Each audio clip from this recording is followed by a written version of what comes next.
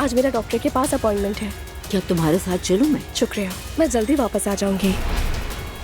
Opening के लिए सब रेडी है।